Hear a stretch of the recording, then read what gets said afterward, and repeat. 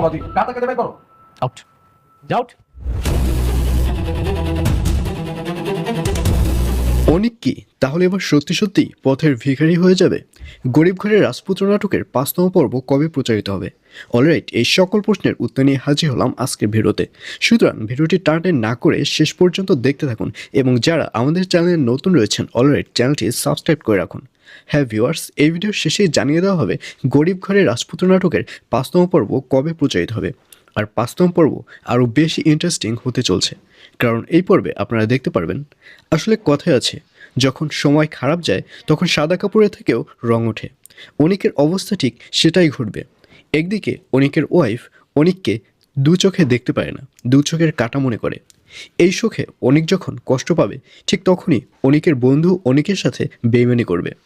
অনিকের বন্ধু তার যত সম্পত্তি রয়েছে, অর্থাৎ অনিকের যত সম্পত্তি রয়েছে সব কিছু নিজের নামে লিখে অনিককে রাস্তার ভিখারি বানিয়ে দেবে।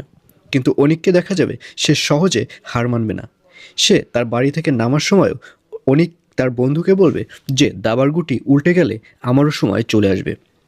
আসলে এতেই বোঝা যাচ্ছে যে অনিক এত সহজে রাস্তার ভিখারি হবে না। তবে অনিক যে তার সর্বোচ্চ হারিয়ে ফেলেছে এটি তার ওয়াইফ মেঘলাকে জানাবে না, কারণ অনিক তো খুব ভালো করেই জানে যদি এই কথাগুলো মেঘলাকে জানে তাহলে মেঘলা আরও বেশি অসুস্থ হয়ে পড়বে।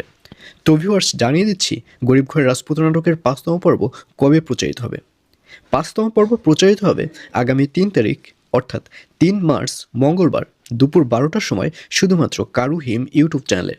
সুতরাং সবাইকে গরিব ঘরের রাজপুত্র নাটকের ৫তম পর্ব দেখার আমন্ত্রণ রইল।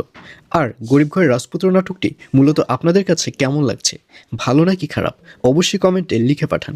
আপনাদের কাছে যদি ভালো লাগে তাহলে এপিসোড আমরা ৫০ পর্ব পর্যন্ত বানানোর চেষ্টা করব।